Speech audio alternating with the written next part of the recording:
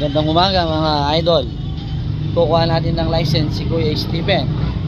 Papunta tayo ngayon ng LTO.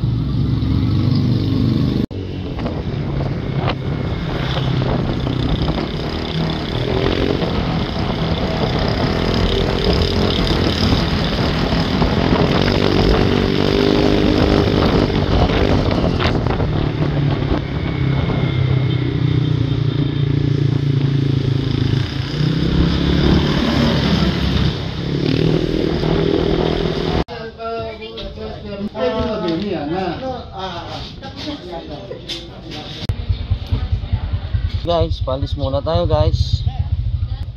Wah, okay.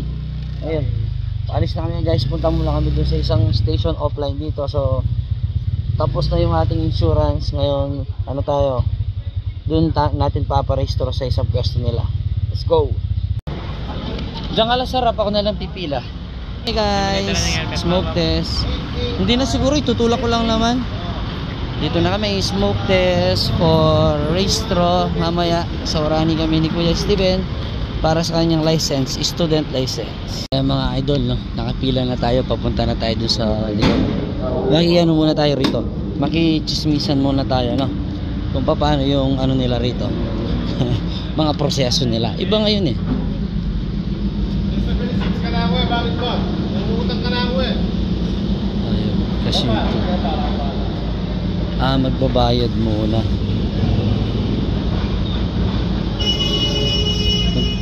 Muna tayo guys bago yung ano. Iba na kasi. Dati doon lang sa Guagua isahan, ngayon hindi. Dito na siya. LTO din siya for registro 1. Registro, no? Registered ng mga sasakyan. Ayan siya. Pala yung dito mga idol, smoke test lang siya. Bali kukuhanin namin yung license ni Steven neto sa ano, sa Bataan pa. Kasama na yung pagka-registro nito kasi yung sa Guagua LTO offline siya. So doon na tayo dediretso, pero yung mga insurance naasikaso na sa Guagua. So pagdating doon parang release na lang tayo doon. Mga hintay lang at makakaraos na rin po registro na itong motor and then license ni Steven.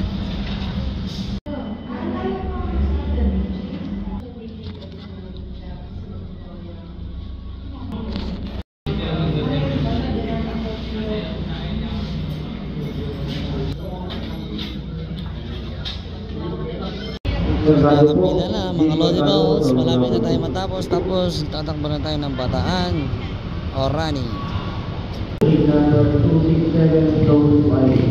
Doon na tayo sa harapan.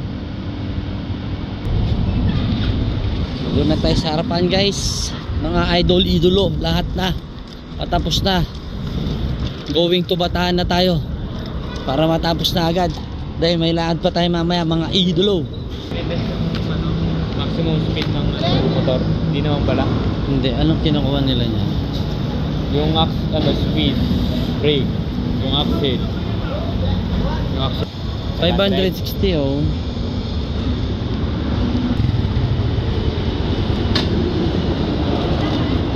Sa ating Bataan. Biyay muna. Magpagas muna tayo Lodi Bells dahil medyo malayo-layo yung ating lalakbayin para surbol. Full tank. Shell, baka naman.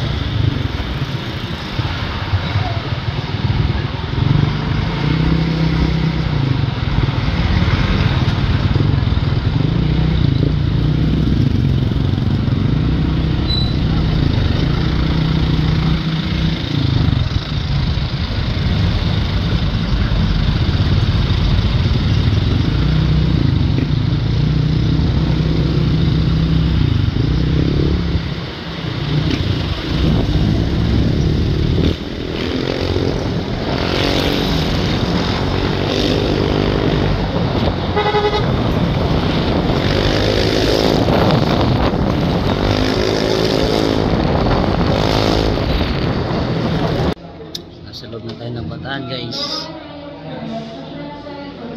Naghihintay kami ng release cashier. Ayan, LTO na tayo ng Bataan Orani. Sabay-sabay na rehistro pati student license ni Steven. Guys, no, pauwi na tayo mga idol. Kung LTO ng Bataan, ayan si Kuya Steven. So, ang gandang balita, no? Per 1 month daw, pwede na daw pa ng pro. So, tayo umuwi guys, nagyaya si Kuya Steven dito. So, titikman natin to, the beatbox. Try natin kung masarap with Kuya Steven. Guys, order tayo dito guys, beatbox. You know, solid. Oh, bilis naman ng drinks pala. High-tech yung patubig nila, mga idolo. Kala ko tuba, drinks agad. Titikman natin yung kanilang mga menu, mga idolo, no? Ayaw daw muna ng mag-Jollibee ni Kuya Steven. So dito muna tayo, tumakas tayo sa dalawa. Solo flight mo.